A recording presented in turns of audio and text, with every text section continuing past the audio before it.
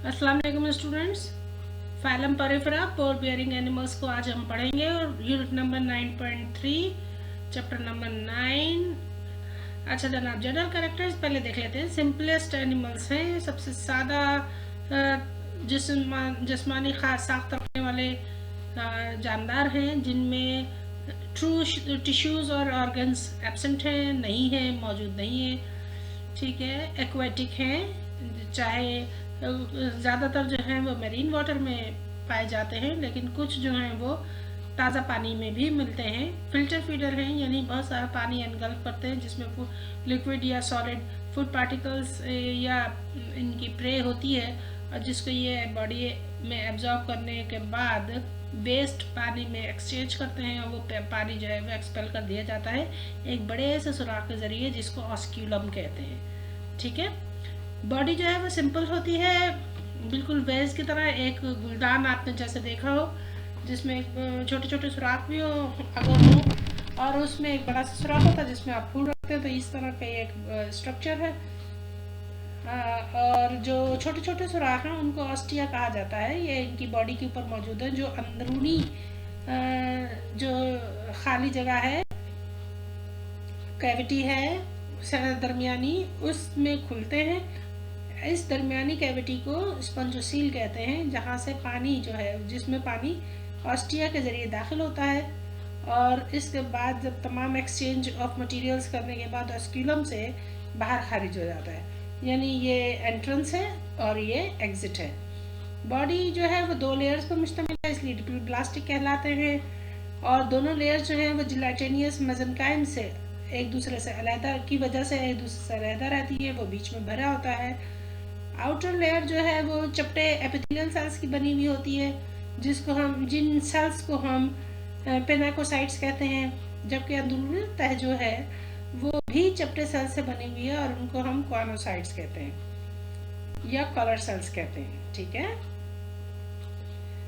और स्पंजेस जो हैं वो 1 मीटर तक हाइट पकड़ सकते हैं, इतने ऊंचे हो सकते हैं। इंटरनल स्केलेटन भी मौजूद है, जो स्पिक्यूल्स या कांटों की शक्ल में होता है। इनका खास साइंटिफिक नेम स्पिक्यूल्स है। तो स्पंजेस की जो खास खूबी है ना, वो भी यही है कि उनके पास एक यूनिक किस्म के स्पिक्यूल्स मौजूद होते हैं, और जो उनकी बॉडी को सपोर्ट भी करते हैं, उसकी एक शेप को मेंटेन करते हैं, और इसके अलावा वो प्रोटेक्शन में भी काम आते हैं। स्पिक्यूल्स जो हैं वो कई 2 किस्म के केमिकल्स से मिलकर बने होते हैं। कैल्शियम कार्बोनेट या प्रोटीन, दोनों को मिलाकर स्पिक्यूल्स बने होते हैं।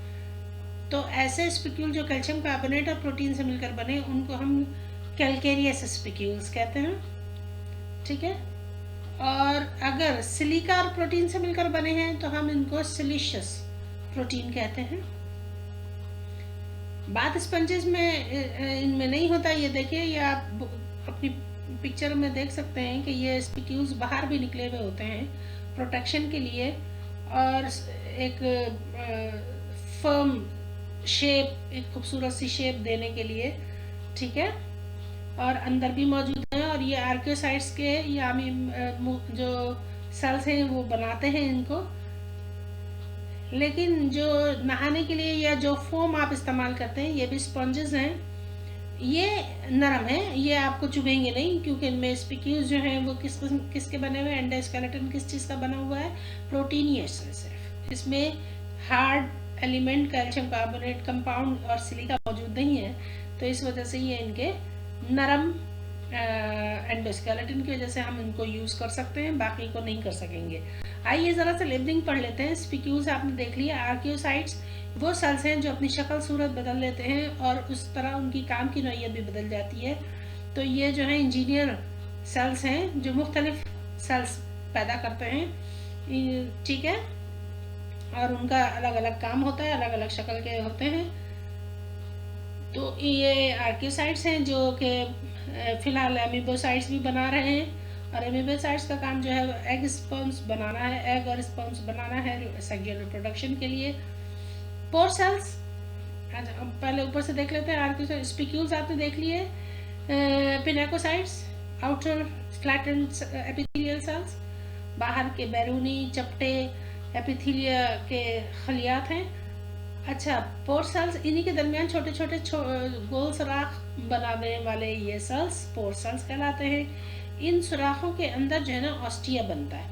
ये देखिए, यहाँ से बनने के बाद ये ऑस्टिया वहाँ तक जाएगा, सारे सेल्स को क्रॉस करता हुआ स्पंजोसील तक, और इस तरह जो है ये खाली कैविटी में पानी को स्पोर्स सेल्स की मदद से अंदर दाखिल कर देगा।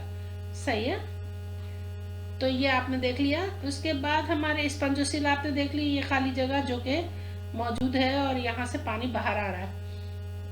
कॉलर सेल्स या कॉनोसाइट्स, ये स्ट्रक्चर उसका दिया हुआ है, इनका ये कॉलर है और इसमें से एक फ्लैजिला निकल रहा है जो चप्पू का काम करेगा और पानी को और वेस्ट वगैरह को या जो भी ज़रूरत की चीज़ें उनको बाहर निकालने में मदद करेंगे, पानी में वेव्स पैदा करके।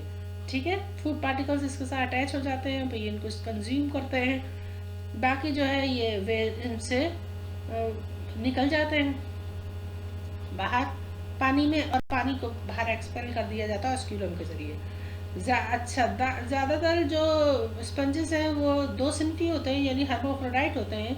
एक ही जानदार के अंदर दोनों सिन्फे या दोनों सेक्सेस मौजूद होते हैं, मेल फीमेल, लेकिन कुछ ऐसे भी हैं जिनकी सेक्सेस सेपरेट होती हैं।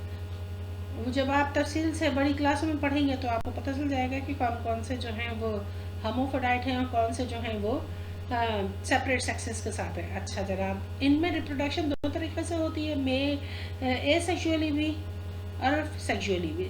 एसेक्सुअली में जो तरीक़ाकार इस्तेमाल कर रहे हैं उनमें फ्रेगमेंटेशन है, टुकड़ा टूट के अलग हो जाता है और नया जानदार डेवलप हो जाता है, या बडिंग है, एक कली सी खिलती है और वो कली जो है वो टूट कर अलग होती है और इस तरह नया जानदार बनता है। या गेम्यूल्स हैं, छोटे छोटे से दाने पैदा होते हैं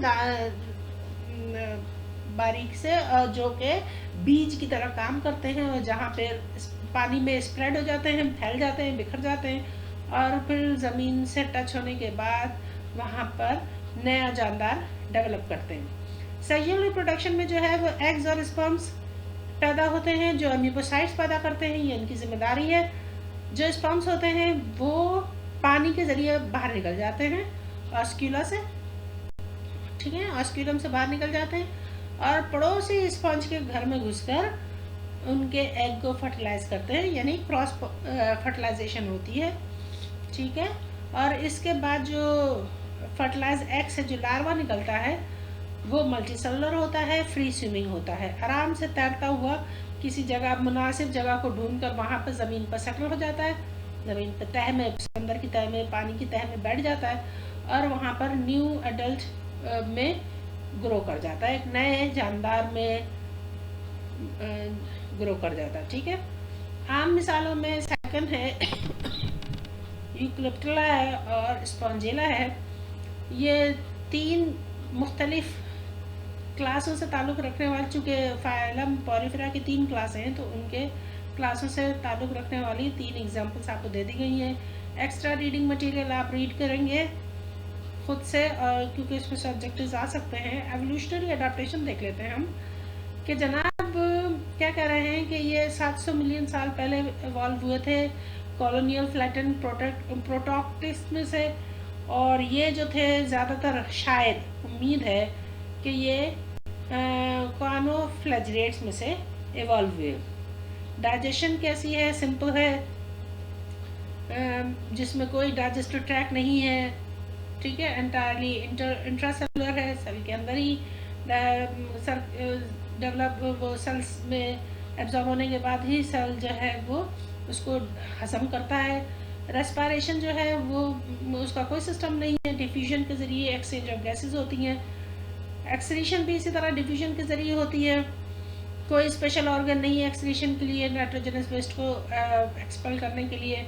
ट्रांसपोर्ट भी डिफ्यूजन के ज़रिए है, विद स्पॉन्जेस के अंदर ही मूव करते हैं। नर्वस सिस्टम जो है वो नहीं होता, लेकिन नर्व सेल्स होते हैं। ठीक है, इम्पॉर्टेंस ये है कि ये पॉलिशिंग में, वॉशिंग, स्क्रबिंग और बाथिंग में इस्तेमाल हो सकते हैं, रगड़ने में, पॉलिश करने में।